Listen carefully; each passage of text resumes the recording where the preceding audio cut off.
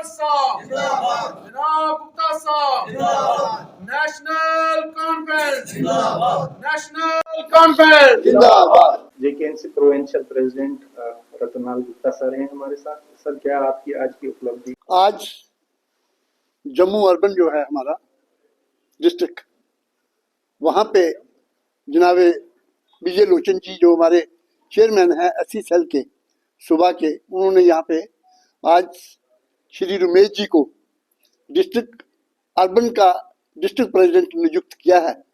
उसी सिलसिले में आज ये इनको यहाँ पे बुलाया गया था और लोचन जी ने, बाकी साथी भी आए हुए हैं और इनको नॉमिनेट किया है।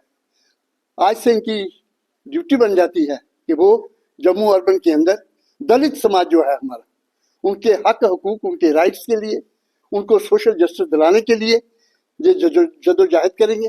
क्योंकि पिछले 10 सालों में दलित समाज का खासकर जम्मू अर्बन में बहुत ही इस ढंग से उनको ट्रीट किया गया, इग्नोर किया गया, उनकी बस्तियों को इग्नोर किया गया जहाँ वो ज़्यादा रहते हैं। इस प्रकार उनके जो हक हकूक थे उनको पामाल किया गया। आज मैं समझता हूँ कि इन पे एक जिम्मेदारी आई है, जबकि जनाब उमर साहब की गवर्नमेंट, नेशनल कॉन्फ्रेंस की सरकार जो है वो दलित समाज की को गारंटी देती है, एश्योर करती है कि उनके हक हकूक जो है हम महफूज रखेंगे और उनके हक हकूक के लिए लड़ेंगे, हम सोशल जस्टिस उनको दिलाएंगे अगर कहीं उनके साथ नाइंसाफी हुई होगी। और पिछले 10 सालों में उनके साथ जो भेदभाव हुआ है उसको हम दूर करने की कोशिश करेंगे।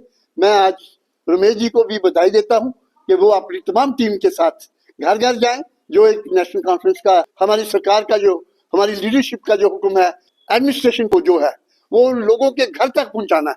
उनकी सेवा जो है हमने उनको उनके साथ आइडेंटिफाई करना है, उनके जो दुख तकलीफें हैं उनके साथ हमने जाके उनसे पूछताछ करनी है। उनके घरों तक जाएंगे हम, ताकि उनकी जो परेशानी है वो दूर हो, चाहे वो राशन की बात हो, चाहे पानी की हो, चाहे बिजली की हो, चाहे हॉस्पिटल की किसी तरह की उनको परेशानी है, कोई भी दिक्कतें हैं, कम्युनिकेशन है, ये आपकी गली कूचे हैं, सफाई है, तमाम जो बातें हैं उन पे ये खास ध्यान रखेंगे और दलित समाज की वो सेवा करेंगे। एक और इशू है जैसे बिलावर में, उसके लिए क्या स्टैंड है जेकेएनसी का और किस तरह की इंक्वायरी जो है वो ऑर्डर की जाएगी? शायद आपने ऑनरेबल चीफ मिनिस्टर साहब का स्टेटमेंट नहीं देखा।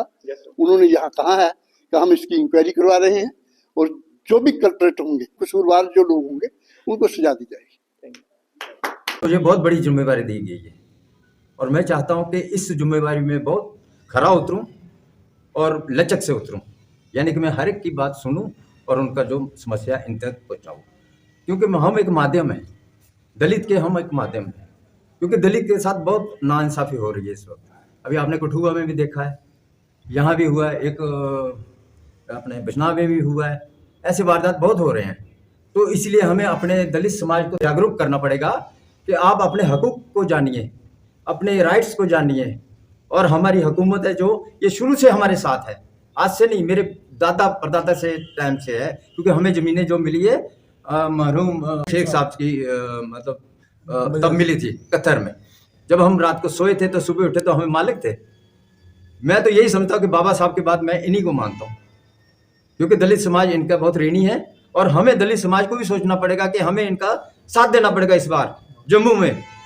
क्योंकि हमें हकूक सब इन्होंने दिए है और हमें बचाएंगे भी यही है। अगर हम जिंदा हैं तो इन्हीं की बदौलत है, इतिहास गवाह है। या मुझे कहने की ज़रूरत नहीं, क्योंकि मैं ज़्यादा बोलूँगा नहीं। और मुझे जो जिम्मेवारी दी है मैं इस जिम्मेवारी को बाखूबी निभाऊंगा। हाँ, जिस दिन मुझसे नहीं होगा मैं साफ बताऊंगा कि सर मैं इस काबिल नहीं हूँ, तो मैं साइड मार रहा हूँ। सभी को शुक्रिया। जय भीम, नमो बुद्धाय।